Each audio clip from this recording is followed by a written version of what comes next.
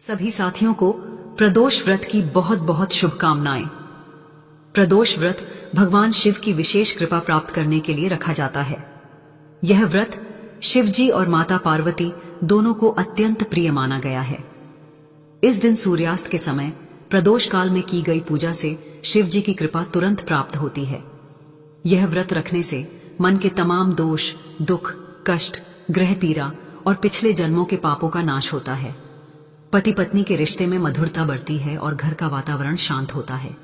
और यह प्रदोष व्रत संतान प्राप्ति के लिए भी किया जाता है। जो भी बाधाएं जीवन में आ रही हों, प्रदोष व्रत उन्हें दूर करता है। मान्यता है कि जो दंपति संतान सुख से वंचित हों, वे यदि श्रद्धा व नियम से प्रदोष व्रत करें तो शिव पार्वती की कृपा से उन्हें योग्य और स्वस्थ संतान का आशीर्वाद प्राप्त होता है। प्रिय साथियों, कथा को अंत तक अवश्य सुने। प्रदोष व्रत की कृपा प्राप्त करने के लिए कमेंट में ओम नमः शिवाय अवश्य लिखें। अब प्रारंभ करते हैं प्रदोष व्रत की यह दिव्य कथा। यह कथा है माधवी की, जिसके जीवन में प्रेम तो था, पर उस प्रेम की पूर्णता बनने वाला वरदान संतान सुख उससे हमेशा दूर ही रहा। मानो दूर आकाश में चमकता कोई तारा, जिसे वह चाहकर भी छू नहीं पाती थी, पर छू नहीं सकती थी। माधवी, उसका नाम जितना मधुर था, उसका हृदय उतना ही पीड़ा से भरा हुआ था। उसका पति रामू एक सीधा साधा सज्जन पुरुष था। रामू उसे हृदय से चाहता था, पर समय के कठोर प्रहारों ने उसे मौन कर दिया था। माधवी और रामू के विवाह को 7 वर्ष व्यतीत हो चुके थे। ये 7 वर्ष माधवी के लिए 7 जन्मों के अपार कष्ट के समान थे। माधवी, वह संसार में क्यों आई थी? वह नित्य विचारती, क्या मेरा यही संसार है? लोगों के ताने सुनना, विधि के विधान में मेरे लिए कोई जगह नहीं है। यह हृदय में अपार कष्ट था, जिसे वह किसी दूसरे को बयां नहीं कर सकती थी। वह सुबह उठती, घर के काम करती, मंदिर जाती, और हर क्षण उसके मन में एक ही घाव रिश्ता रहता, शून्य कोख का घाव। समाज बड़ा निर्दयी होता है, विशेषकर उस स्त्री के प्रति जिसकी गोद सूनी रह जाए। ताने ऐसे तीखे शूल की तरह चुभते थे कि माधवी रात रात भर करवटें बदलती रहती। माधवी, अरे तेरा तो भाग्य ही रूठा है। किस जन्म के पाप हैं जो ऐसे भुगत रही है? अरे ये तो बांझ है, इसके हाथ का स्पर्श भी अपशगुन लाता है। पहले ये बातें केवल फुसफुसाहट थीं, फिर वे खुलेआम कहे जाने वाले पत्थर बन गईं। माधवी ने सहन किया, उसने सब सहा, पर सबसे बड़ा कष्ट उसे अपने घर में मिलता था। उसकी सास, जो स्वयं एक माता थीं, वे माधवी की पीड़ा को समझने के बजाय उसे अपने कुल के नाम पर लगा कलंक मानती थीं। बहू, क्या लेकर आई थी तुम मेरे घर? कुल को आगे बढ़ाने वाला वारिस कहाँ है? रामू की सूरत कैसे देखूं मैं गांव में? माधवी की आंखें भर आती। वह बस सिर झुकाकर आंसू पोंछ लेती। वह जानती थी कि इन सवालों का जवाब उसके पास नहीं है। यह कैसी विडंबना थी! नियति ने ऐसा खेल खेला था कि सब कुछ होते हुए भी वह दर दर की ठोकरें खाने को विवश थी। एक ऐसी ठोकर जो उसे समाज नहीं, बल्कि स्वयं उसकी नियति मार रही थी। और रामू, उसका प्यारा स्वामी रामू, वह भी इस पीड़ा से अछूता नहीं था। माधवी रसोई में रात का भोजन परोसती, रामू सामने बैठे होते, दोनों चुपचाप खाते। बोलने को तो संसार की हजारों बातें थीं, पर एक बड़ी बात ने सब बातों पर मौन की मोटी चादर डाल दी थी। एक रात माधवी ने हिम्मत करके रामू को पुकारा, स्वामी। रामू ने ऊपर देखा, उसकी आंखों में भी वही दुख था जो माधवी के हृदय में था। आज मां, माधवी कुछ कहते कहते रुक गई। रामू का स्वर धीमा पर भारी था। मुझे सब पता है प्रिय, मुझे सब पता है। रामू ने पत्नी का हाथ पकड़ा। वह जानता था कि उसका मौन माधवी को और अकेला कर रहा है, पर वह क्या कहता? वह पुरुष था जो स्वयं को असहाय महसूस कर रहा था। वह अपनी प्रिय पत्नी का कष्ट भी दूर नहीं कर सकता था। यह अपार कष्ट दोनों के हृदय में था, जिसे वे एक दूसरे को बता नहीं सकते थे। माधवी, रामू ने धीरे से कहा, तुम चिंता न करो, ईश्वर अवश्य देगा। माधवी ने उस रात अपने स्वामी के चुप चुप रहने का कारण खोज लिया था। वह भी टूट चुका था। वह रात रामू के कंधे पर सिर रखकर माधवी खूब रोई। यह रोना केवल संतान के लिए नहीं था, यह रोना उस अटूट प्रेम के लिए था जो पीड़ा के बावजूद जीवित था। लेकिन दुख का सैलाब इतना बड़ा था कि वह उन्हें डुबोता जा रहा था। माधवी को लगता था कि उसकी जीवन यात्रा बस यहीं समाप्त हो गई है। वह पूजा करती, व्रत करती, पर किसी भी पूजा में उसे शांति नहीं मिलती थी। उसकी भक्ति अधूरी थी, क्योंकि उसका विश्वास हिलने लगा था। समय बीतता रहा, दिन महीनों में बदले, महीने वर्षों में। अब तो माधवी का मन भी ईश्वर से रूठने लगा था। हे महादेव, यदि मैंने कोई अपराध किया है तो मुझे दंड दो, पर यह कैसा दंड है? यह सूनापन क्यों? क्या एक स्त्री का जीवन केवल मां बनने तक ही सीमित है? एक अमावस की काली रात थी। सास के ताने असहनीय हो गए थे।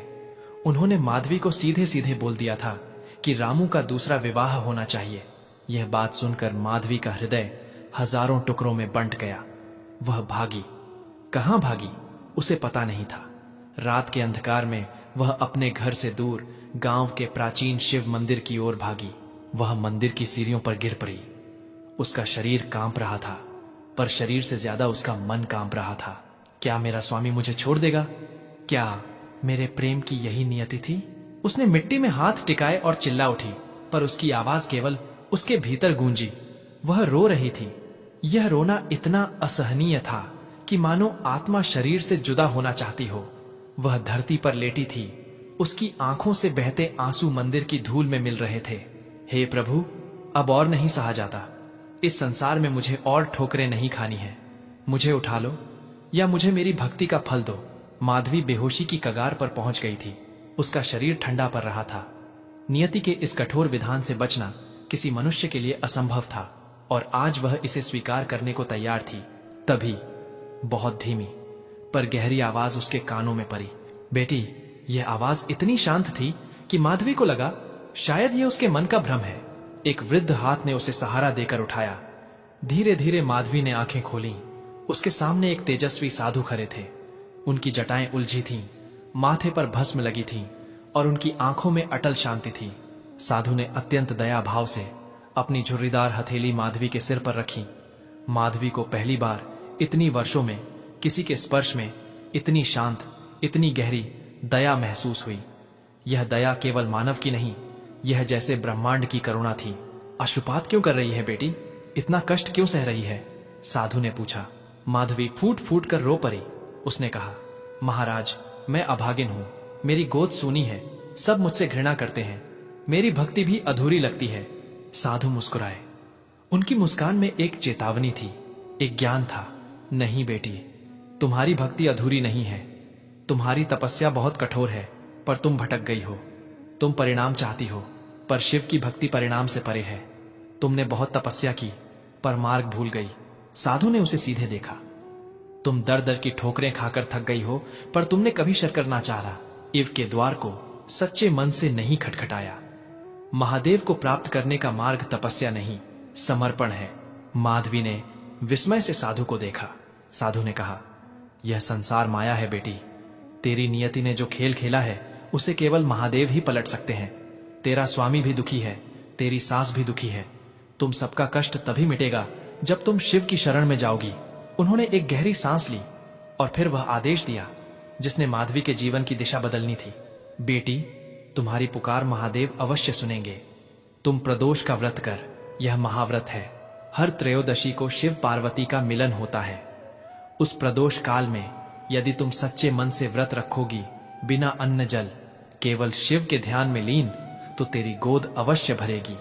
यह मेरी नहीं, भगवान शिव की वाणी है। जा और अपनी भक्ति से महादेव को विवश कर दे।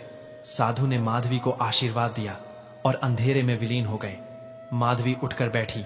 उसके भीतर एक नया संकल्प जाग उठा था। उसे लगा जैसे नियति के विधि से बचाना किसी मनुष्य के लिए असंभव था, पर इस साधु ने उसे बचने का मार्ग दिखा दिया था। माधवी घर लौटी। उसका चेहरा अब उदास नहीं था, बल्कि उस पर एक अजीब सी दृढ़ता थी। रामू चिंतित बैठे थे। जब रामू ने माधवी को देखा तो उन्होंने पूछा, प्रिय, तुम कहां चली गई थी? मैं कितना व्याकुल हो गया था। माधवी ने रामू के चरणों को स्पर्श किया। स्वामी, महादेव ने मुझे मार्ग दिखाया है। मैं प्रदोष व्रत रखूंगी। जब तक मेरी गोद नहीं भर जाती, मैं यह घोर तपस्या करूंगी। रामू ने विरोध नहीं किया। वह जानते थे कि यह माधवी की अंतिम आशा थी। माधवी ने अगले प्रदोष से व्रत आरंभ किया। यह व्रत अत्यंत कठिन था। त्रयोदशी के दिन वह निराहार, निर्जल रहती। उसने संसार के सारे मोह त्याग दिए। उसकी तपस्या साधारण नहीं थी। वह केवल शारीरिक कष्ट नहीं था, ये मानसिक अग्नि परीक्षा थी। वह दिन भर काम करती, पर उसके मन में केवल ओम नमः शिवाय का जाप चलता रहता।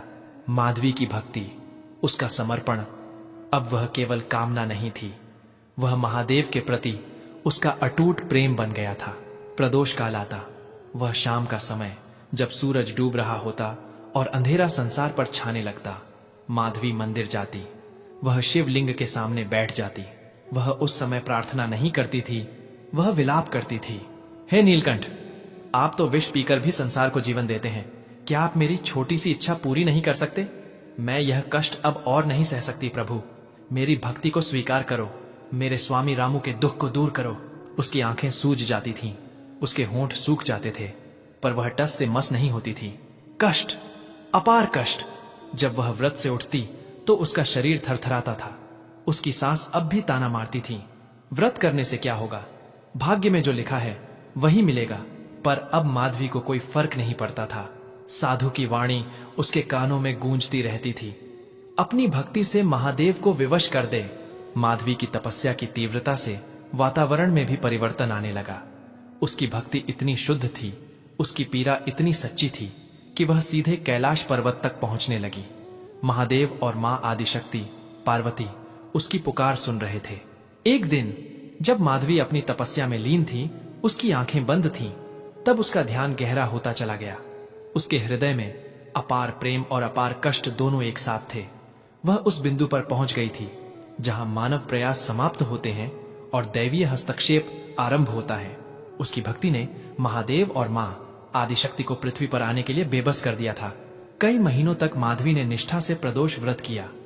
एक त्रयोदशी की रात व्रत समाप्त करने के बाद वह थककर अपनी शैया पर लेटी। रामू पास ही सो रहे थे। माधवी ने आंखें बंद की और वह तुरंत गहरी निद्रा में चली गई। यह साधारण नींद नहीं थी, यह योग निद्रा थी, जहां आत्मा सीधे परमात्मा से संवाद करती है। जैसे ही उसकी आत्मा शरीर के बंधन से मुक्त हुई, उसने स्वयं को एक चमकीले स्थान पर पाया। चारों ओर दिव्य प्रकाश था। सामने एक स्वर्ण सिंहासन पर जगत जननी मां पार्वती विराजमान थीं। उनके चेहरे पर वही ममता थी जो पूरे संसार को पालती है। उनके साथ भगवान शिव स्वयं अपनी शांत और सौम्य छवि में उपस्थित थे। माधवी ने यह दृश्य देखा और उसका हृदय श्रद्धा और प्रेम से भर गया। उसे लगा मानो उसका सारा अपार कष्ट इस क्षण में धुल गया हो। माधवी दौड़कर मां पार्वती के चरणों में गिर पड़ी। हे मां, हे आदिशक्ति, जगत के जननी। माधवी रो रही थी, पर अब यह दुख का रोना नहीं था, यह मिलन का रोना था। मां पार्वती ने माधवी को उठाया। उनका स्पर्श ऐसा कोमल था जैसे बादल का छूना। मां पार्वती ने कहा, उठो मेरी बेटी, मैं तुम्हारी भक्ति से अत्यंत प्रसन्न हूं। मैंने तुम्हारी तपस्या देखी है, मैंने तुम्हारा कष्ट देखा है और मैंने तुम्हारे स्वामी का मौन भी देखा है। माधवी ने कांपते स्वर में कहा, मां, यदि आप प्रसन्न हैं तो मुझे यह सूनापन क्यों मिला? क्या मेरी कोख कभी नहीं भरेगी? क्या मेरे स्वामी को कभी पिता बनने का सुख नहीं मिलेगा? यह नियति मेरे साथ इतनी कठोर क्यों थी? मां पार्वती मुस्कुराई। उनके नेत्रों में वात्सल्य का सागर था। बेटी माधवी, नियति केवल एक मार्ग है, पर भक्ति उस मार्ग को बदलने वाली शक्ति है। तुमने अपनी सच्ची भक्ति, अपने अपार कष्ट और अपने अटूट विश्वास से हमें विवश कर दिया है। तुम्हें आशीर्वाद देने के लिए मां ने अपने एक हाथ से माधवी की गोद को स्पर्श किया। जा बेटी, तेरी गोद अब सूनी नहीं रहेगी। महादेव की कृपा और मेरी ममता का आशीर्वाद तुझ पर है। तुम जिस संतान की कामना कर रही हो वह तुम्हें अवश्य मिलेगी। वह संतान तुम्हारे इस कठोर तपस्या का फल होगी। वह धर्मनिष्ठ और तेजस्वी होगी। माधवी की आंखों से आंसू बह रहे थे, पर वे आंसू अब शांति के थे। धन्यवाद मां, धन्यवाद महादेव। स्वप्न टूटा। माधवी हड़बड़ाकर उठी। सूरज की पहली किरणें कक्ष में आ चुकी थीं। उसका शरीर पसीने से भीगा था, पर उसके मन में इतनी शांति थी जितनी उसने पिछले 7 वर्षों में कभी महसूस नहीं की थी। रामू नींद में थे। माधवी ने उन्हें देखा। उसके चेहरे पर पहली बार एक उज्जवल मुस्कान थी जो उसके हृदय की गहराइयों से निकल रही थी। अगले कुछ सप्ताहों तक माधवी के अंदर एक अजीब सी शांति थी। उसने प्रदोष व्रत रखना जारी रखा, पर अब उसकी तपस्या में विलाप नहीं बल्कि कृतज्ञता थी। उसे पता था कि मां पार्वती ने उसे आशीर्वाद दिया है। समय बीता। एक सुबह माधवी ने महसूस किया कि उसके शरीर में कुछ नया परिवर्तन हो रहा है। वह डर रही थी, पर उसके डर से ज्यादा उसके मन में उम्मीद थी। जब वैद्य ने आकर पुष्टि की तो माधवी अवाक रह गई। वह गर्भवती थी, उसकी गोद सच में भर गई थी। यह खबर सुनकर माधवी की खुशी का ठिकाना न रहा। वह सीधे रामू के पास भागी। स्वामी, स्वामी। रामू ने पत्नी की आंखों में वह चमक देखी जो वर्षों से लुप्त हो गई थी। क्या हुआ प्रिय? माधवी ने कांपते हाथों से रामू का हाथ पकड़ा और धीरे से कहा, स्वामी, हमारी भक्ति स्वीकार हो गई। मेरी गोद भर गई है। रामू को क्षण भर के लिए विश्वास नहीं हुआ। उनकी आंखें भर आईं। इतने वर्षों की पीड़ा, इतना मौन कष्ट, सब आज एक क्षण में धुल गया था। रामू ने माधवी को स्नेह से गले लगाया। प्रिय, साधु का वचन सत्य हुआ। तुम्हारी तपस्या ने सच में महादेव और मां पार्वती को विवश कर दिया। यह घर का सबसे खुशी का दिन था। जब सास को यह समाचार मिला तो उनकी आंखों में पश्चाताप के आंसू थे। उन्होंने माधवी को गले लगाया और क्षमा मांगी। बहू, मेरे कठोर शब्दों को क्षमा कर दे। तुम्हारी भक्ति और तुम्हारी सहनशीलता ने मेरे कुल को जीवन दान दिया है। माधवी ने किसी के प्रति कोई द्वेष नहीं रखा। उसके हृदय में अब केवल दया, प्रेम और ईश्वर के प्रति अटूट श्रद्धा थी। 9 महीने बाद शुभ दिन में प्रदोष वेला के समय माधवी ने एक तेजस्वी पुत्र को जन्म दिया। वह अत्यंत सुंदर था, मानो साक्षात शिव का अंश हो। जब रामू ने पहली बार अपने पुत्र को गोद में लिया तो उनके होंठ कांप रहे थे। उन्होंने अपनी प्रिय पत्नी की ओर देखा। माधवी मुस्कुरा रही थी। रामू ने धीमे स्वर में कहा, प्रिय माधवी, तुमने मुझे जीवन का सबसे बड़ा सुख दिया। तुम्हारे कष्ट, तुम्हारी तपस्या सब सफल हो गए। माधवी ने उत्तर दिया, यह सब महादेव और मां पार्वती की कृपा है स्वामी। उन्होंने हमारी भक्ति देखी, हमारे हृदय का अपार कष्ट देखा और नियति को पलट दिया। माधवी का जीवन अब पूर्ण था। वह जान चुकी थी कि जीवन में चाहे कितनी भी ठोकरें खानी पड़े, नियति कितनी भी कठोर क्यों न हो, यदि हृदय में सच्चा समर्पण हो तो ईश्वर अवश्य सुनने आते हैं। उसकी कथा उस गांव में ही नहीं अपितु दूर दूर तक फैल गई। यह कथा इस बात का प्रमाण थी कि सनातन धर्म में भक्ति की शक्ति इतनी महान है कि वह सीधे ईश्वर को पृथ्वी पर उतरने के लिए बेबस कर देती है और सबसे बड़ा कष्ट भी सबसे बड़े आनंद में परिवर्तित हो जाता है। माधवी ने उस दिन से आजीवन प्रदोष व्रत रखा और हर स्त्री जो कष्ट में थी उसे यही प्रेरणा दी कि अपने हृदय के कष्ट को अपार भक्ति में बदल दो और नियति अवश्य तुम्हारे आगे घुटने टेक देगी। उसकी भक्ति ने केवल उसकी गोद ही नहीं भरी बल्कि उसके जीवन के अर्थ को भी भर दिया था। प्रिय साथियों, इस वीडियो में प्रदोष व्रत की पावन कथा यहीं पर समापन होती है। हम कामना करते हैं कि भगवान शिव, माता पार्वती की कृपा आप सभी पर बनी रहे। आपके जीवन में सदैव सुख, शांति, समृद्धि और सकारात्मक ऊर्जा का संचार होती रहे। यह विशेष दिन न केवल भक्ति भाव से भर देती है बल्कि हमारे जीवन में एकता, प्रेम और आस्था का संदेश भी लेकर आता है। प्रदोष व्रत की कथा को सुनने के लिए हृदय से धन्यवाद। कृपया अपने विचार और अनुभव कमेंट्स में अवश्य साझा करें और ओम नमः शिवाय लिखना न भूलें। आपके द्वारा किए गए कमेंट्स न केवल आपको प्रेरित करेंगे बल्कि अन्य दर्शकों के लिए भी भक्ति और श्रद्धा का स्रोत बनेंगे। हर हर महादेव। जय मां आदिशक्ति जगत की जननी।